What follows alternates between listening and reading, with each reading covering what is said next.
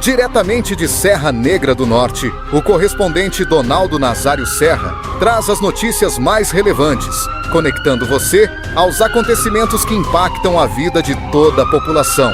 A Câmara Municipal de Serra Negra do Norte, de forma organizada e de transparência, publicou as principais ações desenvolvidas ao longo do exercício de 2025. As informações foram elaboradas com base nos registros oficiais através de projetos de lei, projetos de decretos legislativos, indicações, requerimentos e moções. Pois durante o exercício de 2025, o Poder Legislativo apreciou um expressivo volume de matérias da seguinte forma: 36 projetos de lei, proposições envolvendo o Poder Executivo, da Mesa Diretora e dos vereadores, abrangendo áreas como educação, saúde, cultura, esporte, assistência social, orçamento público da administração municipal. 16 projetos de decreto legislativo, proposições destinadas à concessão de títulos de cidadão honorário serranegrense, 137 requerimentos com atuação abordando demandas à população da zona rural e da zona urbana, além de pedidos de informações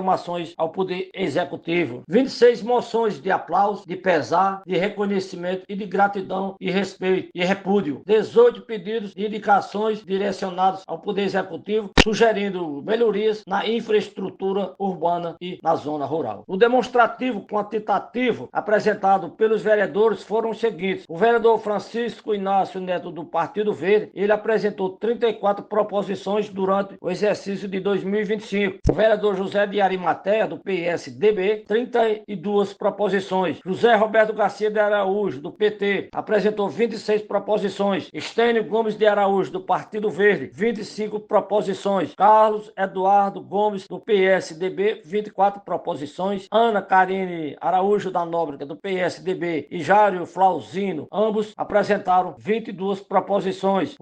A vereadora Vânia Fernandes de Medeiros, do PSDB, com 21 proposições, e Heraldo Alves de Araújo, do PT, com 9 proposições. O Poder Executivo encaminhou à Câmara Municipal o total de 16 proposições e à Mesa Diretora 2 matérias. O total de matérias oficializadas em 2025 soma-se um quantitativo de 233 protocolados no Poder Legislativo serranegrense em 2025. A Casa de Cultura Popular desta cidade promoveu recentemente um importante encontro em defesa dos direitos das crianças e adolescentes, com realização ao primeiro Fórum Comunitário ao selo Unicef, edição 2025-2028. O evento aconteceu no auditório denominado José Lucas de Barros, na Casa de Cultura Oswaldo Lamartine de Faria. O encontro reuniu diversos segmentos da sociedade, como representantes do Poder Executivo, representantes das secretarias do Governo Municipal, do Conselho Municipal, representantes do Conselho dos Direitos das Crianças e Adolescentes, além de representantes da sociedade civil organizada. O evento teve como objetivo avaliar as ações desenvolvidas e também identificar os desafios e construir de forma participativa propostas para o fortalecimento das políticas públicas nas áreas da infância e adolescente. A paróquia de Nossa Senhora do Ó, através do pároco Padre José Mário de Medeiros, ele divulgou o cronograma das celebrações religiosas que acontecerão no período natalino na Igreja Matriz de Nossa Senhora do Ó. Hoje, terça-feira, acontece confissão comunitária a partir das 19 horas e 30 minutos. Dia 24, véspera do Natal, missa às 19 horas. E no dia 25, noite do Natal, missa solene às 19 horas na Igreja Matriz desta cidade. De Serra Negra do Norte, Donaldo Nazário Serra. Agora, fique com o editorial da notícia. Uma análise precisa e reveladora dos fatos, com a imparcialidade, clareza e único compromisso com a verdade. Olá! Hoje é 23 de dezembro de 2025 e a gente já sente aquele clima de fim de ano no ar. Totalmente. E para nossa análise de hoje, a gente vai fazer uma coisa um pouco diferente. Vamos sair um pouco dos grandes centros e mergulhar fundo na vida de uma única cidade, Serra Negra do Norte, lá no sertão do Rio Grande do Norte. Uma escolha excelente. A gente tem em mãos uma crônica local e também um registro em áudio que juntos pintam um retrato muito, muito interessante da cidade nesse fim de ano. É um material riquíssimo, né? Porque ele permite que a gente observe a cidade por 3 lentes, quase como, 3 camadas diferentes da vida local. Exato. Quais seriam essas camadas? Bom, a primeira é a política institucional, com os dados bem concretos da Câmara de Vereadores. Certo. Depois, o engajamento cívico, que a gente vê através de um fórum comunitário que aconteceu por lá. E a terceira? E a terceira é a força da tradição, da cultura, com a programação religiosa de Natal. Perfeito. E a nossa missão aqui é exatamente essa: conectar esses pontos, tentar entender o que a produtividade dos vereadores, uma reunião sobre o futuro das crianças e até mesmo o horário da missa de Natal. O que tudo isso nos conta sobre o verdadeiro pulso dessa comunidade. Com certeza. Porque numa cidade pequena essas esferas não são separadas, né? Não mesmo. A política, a vida na comunidade, a fé, tudo se entrelaça de um jeito muito mais visível. É um microcosmo perfeito para a gente entender como a sociedade funciona no dia a dia, sabe? Longe das grandes manchetes. Ótimo ponto. Então, vamos começar por onde o poder formal reside: a Câmara Municipal. Vamos lá. Os dados de 2025 mostram um número que, de cara, me chamou a atenção: 233 matérias protocoladas ao longo do ano. 233? Para uma cidade de mais ou menos 8 mil habitantes, parece bastante trabalho, não? Sim, o número absoluto indica muita atividade. Mas, como sempre, o detalhe é que faz a diferença. A verdadeira história está no tipo dessas 233 matérias. E qual é o tipo predominante? A gente percebe que a maior parte, 137 delas, são requerimentos. Ok, para quem talvez não esteja tão familiarizado, o que é um requerimento na prática?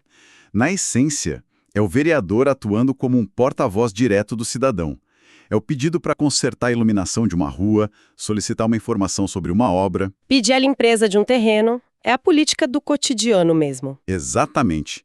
E se a gente somar esses 137 requerimentos com as 18 indicações, que são tipo sugestões de melhorias para a prefeitura, Sim. a gente tem 155 matérias. Ou seja, mais de 65% de todo o trabalho legislativo focado em resolver problemas imediatos, pontuais da comunidade. É a política no nível mais granular que existe. Precisamente. E o restante? Como se divide? Bom, o resto se divide em 36 projetos de lei, que é onde se criam as regras de fato, né, para saúde, educação. Certo, as leis. Isso. Depois, 26 moções, que são mais simbólicas, aplausos, repúdios. O termômetro emocional da Câmara. Boa definição. E, por fim, 16 projetos de decreto legislativo, que geralmente são para conceder homenagens, tipo o título de cidadão honorário. Entendi. O que essa divisão toda sugere para você? Olha, me sugere que o papel principal do vereador, na percepção da própria Câmara e talvez da população, é ser um resolvedor de problemas do dia a dia. Menos um legislador de grandes teses. E mais um facilitador, uma ponte direta com o Poder Executivo. E falando em poder executivo, um dado interessante que a fonte traz é que 16 dessas matérias vieram da própria prefeitura. Sim, e isso mostra que a máquina pública depende dessa engrenagem. Não é uma via de mão única. De forma alguma. O prefeito precisa dos vereadores para aprovar o orçamento, por exemplo. A governança municipal é uma dança constante. Uma dança, boa. Mas o que realmente me intrigou foi a tabela de produtividade individual dos vereadores. Ah, sim. Ali a coisa fica mais específica, né? Fica muito mais saborosa, porque a disparidade é enorme. No topo, a gente tem o vereador Francisco Inácio Neto, do PV, com 34 proposições. 34. Logo em seguida, José de Arimateia, do PSDB, com 32, bem perto. Uhum. Agora, na outra ponta, a gente tem Heraldo Alves de Araújo, do PT, com 9 propostas. 9. A diferença é de quase 4 vezes. Exato. E o que isso nos diz? A primeira reação é pensar, bom, um trabalha muito mais que o outro. Mas será que é tão simples assim? Essa é a armadilha da análise puramente quantitativa, né? Um número maior de proposições pode indicar, sim, um vereador mais atento às pequenas demandas, que percorre mais os bairros. Que coleta mais pedidos. Isso, pode ser um sinal de grande representatividade popular no varejo. Gostei do termo. Por outro lado, um número menor não significa, de forma alguma, inércia. Um vereador pode ter se dedicado a um único projeto de lei, mas um projeto estruturante de impacto duradouro. Tipo um novo plano diretor ou um código de obras. Exato. Coisas que demandam muito mais tempo de articulação, de estudo. Faz todo sentido. Um projeto desses pode valer por 30 requerimentos. Mas também tem um fator político, não? Com certeza. Como assim? Um vereador da oposição, por exemplo. Ele pode usar mais requerimentos e moções como uma ferramenta de fiscalização, até de pressão política. Bom ponto. Enquanto um vereador da base do prefeito talvez atue mais nos bastidores, articulando direto com as secretarias, sem precisar protocolar tanto papel. Esse é um ponto crucial. A produtividade que a gente vê no papel pode ser uma estratégia política. E, de fato, a gente vê nomes de diferentes partidos com números altos, como José Roberto Garcia de Araújo, do PT, com 26. E o Estênio Gomes de Araújo, do PV, com 25. Isso. O que sugere uma Câmara plural, ativa, mas a questão de fundo permanece. O que a comunidade valoriza mais? É uma boa pergunta. O político que resolve o problema da lâmpada queimada em 24 horas ou aquele que passa o ano inteiro construindo uma lei que vai gerar empregos daqui a 5 anos? É uma tensão muito interessante entre o imediato e o estratégico. Isso me leva direto para a nossa segunda fonte. Porque enquanto a Câmara está, digamos, imersa nesse dia a dia, nesse agora, Sim. outro grupo na cidade estava explicitamente focado no futuro. A fonte nos fala do primeiro Fórum Comunitário do selo Unicef. E essa transição é perfeita, porque o que aconteceu lá na Casa de Cultura Popular, nesse fórum, pode ter um impacto de longo prazo muito maior do que muitas daquelas 233 matérias. Explica um pouco melhor o que é esse selo Unicef. O selo Unicef é uma iniciativa que basicamente induz os municípios a planejarem políticas públicas para crianças e adolescentes. E não é só planejar. Tem metas, indicadores. Exato. É um trabalho de fôlego para 4 anos. A cidade se compromete e é avaliada. Quer dizer, não é só uma reunião para tirar uma foto e postar na rede social. De jeito nenhum. É um compromisso sério. A cidade está sendo avaliada por um órgão externo com base em resultados concretos na saúde, na educação, na proteção da juventude. E o mais importante, talvez, seja quem estava participando, né? Exatamente. A fonte destaca a presença de conselhos municipais e, o que é fundamental, da sociedade civil organizada. Não eram só os políticos e secretários. Isso é o que se chama de governança participativa na prática. Maveia. Vamos tentar materializar isso. O que significa em termos reais? Vamos imaginar um desafio comum em cidades do interior, como o êxodo de jovens, que saem para estudar e não voltam. Certo. Falta de oportunidades. Como um fórum desses poderia atacar esse problema? Bom, em vez de um único vereador ter uma ideia e propor um projeto de lei isolado, nesse fórum você tem, na mesma mesa, o secretário de educação, o conselheiro tutelar, um líder de uma associação de jovens, talvez um empresário local. Todo mundo junto. O debate é muito mais rico. Eles podem, juntos, desenhar um plano que conecta, sei lá, a melhoria do ensino médio técnico com a criação de incentivos fiscais para empresas que contratem jovens. A solução nasce da inteligência coletiva. Então, o que a gente tem aqui é um contraste fascinante. Na Câmara, vemos a política mais reativa, que responde às demandas que chegam, e no Fórum, vemos a política proativa, que se antecipa aos problemas e tenta desenhar um futuro desejado. É uma ótima leitura. E talvez o insight mais forte aqui seja que o verdadeiro poder de transformação de Serra Negra do Norte pode não estar no plenário da Câmara. Mas sim nessas instâncias de participação comunitária. É uma provocação importante. Certo. A política formal lida com a manutenção da cidade. A política participativa com a sua reinvenção. Ambas são essenciais, claro, mas muitas vezes a gente só dá atenção à primeira. E esse fórum é um sinal de quê? De imensa maturidade cívica. É a comunidade dizendo o futuro dos nossos filhos é responsabilidade nossa, não só da prefeitura. E enquanto a cidade planeja esse futuro e administra seu presente, ela também é ancorada por algo muito mais antigo, né? O ritmo das suas tradições. E aí entra a nossa terceira fonte. É exatamente, que é aparentemente a mais simples de todas. O anúncio da programação de Natal da paróquia de Nossa Senhora do Ó. Simples na forma, mas profundamente significativa. O pároco, Padre José Mário de Medeiros, anuncia os horários. Então, a gente tem aqui, hoje, terça, dia 23, confissão comunitária às 7h30 da noite. Certo. Amanhã, dia 24, missa da véspera de Natal, às 7 da noite.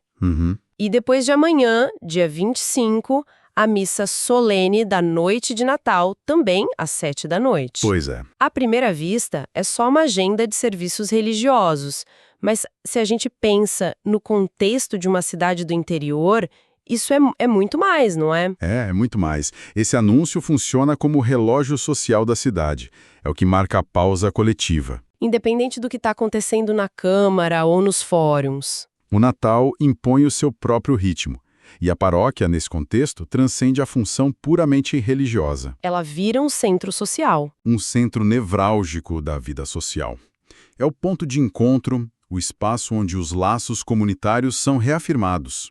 Pensa bem, num ano de debates políticos que podem ser divisivos, Certo. e de planejamentos técnicos que podem ser áridos, o ritual religioso oferece um momento de união, de pertencimento que é fundamental. É a cola que une tudo. É interessante pensar que o mesmo cidadão que de manhã protocolou um requerimento na Câmara para consertar uma estrada, à tarde participou do fórum da Unicef para discutir o futuro da educação, Sim. e à noite vai se encontrar com seus vizinhos, talvez até com adversários políticos, na missa. E esse encontro, num espaço considerado sagrado, neutro, tem um poder pacificador, sabe? Ele lembra a todos que, para além das funções e dos papéis sociais, eles compartilham uma identidade comum, uma história comum. Ou seja, a programação da paróquia não é um apêndice da vida da cidade. De jeito nenhum. Ela é parte da estrutura fundamental da cidade. É a manifestação da cultura e da fé que dá sentido e coesão a todo o resto. É o que transforma um aglomerado de pessoas numa comunidade de fato. Então, amarrando tudo isso, que retrato final a gente tem de Serra Negra do Norte neste fim de 2025? Acho que, quando a gente junta as peças, emerge a imagem de uma cidade com uma dinâmica muito saudável e complexa. Saudável e complexa. Eu diria que o que a gente vê é uma cidade viva em 3 tempos verbais diferentes, coexistindo ao mesmo tempo. 3 tempos verbais. Gostei. Explica isso. O poder legislativo opera no presente, focado no gerenciamento do cotidiano, nas respostas rápidas que a vida exige. Certo. O agora. E, ao mesmo tempo, a sociedade civil organizada, através do fórum, opera no futuro, com um olhar de longo prazo, construindo as bases para as próximas gerações. Não está só esperando, está ativamente construindo. Presente, futuro e falta o terceiro. E, por fim, a tradição religiosa. Ela opera no tempo atemporal, no passado que se renova a cada ano. Entendi. Ela ancora a comunidade em seus valores, em seus rituais, oferecendo estabilidade e um senso de identidade que permeia tudo. A vitalidade da cidade, então, está nesse equilíbrio. Não só no equilíbrio, mas na interação e, às vezes, na tensão produtiva entre essas 3 forças. Excelente síntese. E essa nossa conversa toda nos deixa com uma reflexão final, que volta lá para o nosso ponto de partida, para os números da Câmara. A disparidade na produtividade. Exatamente. A gente viu a disparidade, um vereador com 34 propostas, outro com 9, e a gente debateu o que isso poderia significar. Uma reflexão sobre o que é valor na política local. Isso.